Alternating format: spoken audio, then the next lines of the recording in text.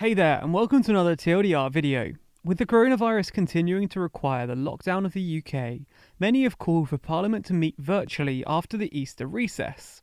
Well, on Thursday, plans for a virtual Parliament were approved by the House of Commons Commission. So let's take a moment to explain what's happening and what it means for Parliament. With the news only ever focusing on a few key people, it's easy to lose perspective, to forget all of the people with all of the beliefs and values that make up a nation. We've just released the 30 Doors design, which aims to reset that balance, to focus on all of the people and all of the doors. We've even designed some of the doors based on ones sent to us by our viewers. Check out the design and the more minimal 6-door variant on our store. It's linked down below. First things first, what's happened? Well, after calls from the Speaker, Sir Lindsay Hoyle, to allow participation in key parliamentary proceedings virtually, and the backing of over 100 MPs in an open letter, on Thursday, plans were approved by the House of Commons Commission to do just that. Assuming MPs approve the plan when they return, the House of Commons will be limited to around 50 MPs within the chamber, with all 50 obeying social distancing rules throughout. A further 120 MPs at any given time would then be able to participate virtually using Zoom. With the measures expected to be in place by Wednesday 22nd in time for Prime Minister's questions, a number of screens will be placed around the chamber to allow the Speaker and MPs present in the chamber to be able to see their virtual colleagues. In expectation of hiccups that come with technology, the Commission agreed that if a member is called but cannot be heard or seen for technological reasons, it should be possible for them to be called later in the proceedings, and there can be no opportunities for interventions and no points of order should be raised when hybrid proceedings are underway. Sir Lindsay Hoyle, after the Commission approved the measures, said, by initiating a hybrid solution with steps towards an entirely virtual Parliament, we are enabling members to stay close to their communities while continuing their important work scrutinising the government. I do not want members and House staff putting themselves at risk. By working virtually, this is our contribution to the guidance of stay home, protect the NHS and save lives. All MPs have been encouraged to work virtually, with House of Commons making it clear that any MPs in the chamber will be treated the same as any appearing virtually, and would only be called to speak if listed.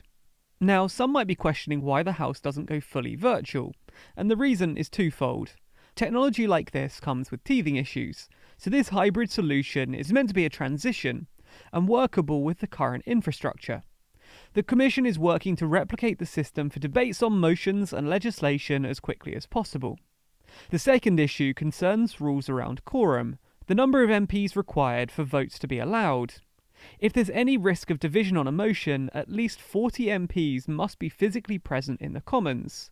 Any changes to this would require changes to the actual standing orders of the House, with the Institute for Government suggesting that party whips could effectively act as proxies for their MPs, vastly reducing the number of people required in the chamber. Questions nonetheless remain about what business should actually be brought to the House and how they'll vote on the matters. France, Germany, Norway and Switzerland have all adopted urgent-only business agendas in the light of the crisis, following on the critical business necessary to tackle the virus first and foremost. This does then present the issue of what actually counts as critical. When it comes to voting, besides the proposal by the Institute of Government, some have called for deferred divisions. Instead of a vote going through immediately after the debate, the MPs would use a ballot paper and cast a batch of votes at a time convenient to them. There have also been questions surrounding security.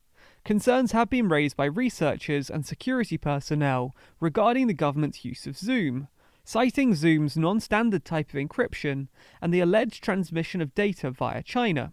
However, the UK's Cybersecurity Council advised the House of Commons Commission that for parliamentary business that is also being televised, Zoom is appropriate, if the installation and use of the service is carefully managed, with select committees already operating using Zoom.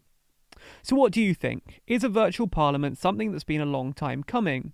Should they move fully virtual? Or should they be closing completely during the crisis? Let us know your thoughts in the comments below. And as always, you can get involved in the conversation over on Discord.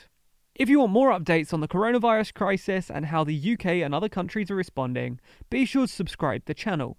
You can also find more from us across all social networks simply by searching for TLDR News. Special thanks to our Patreon backers who make videos like this one possible.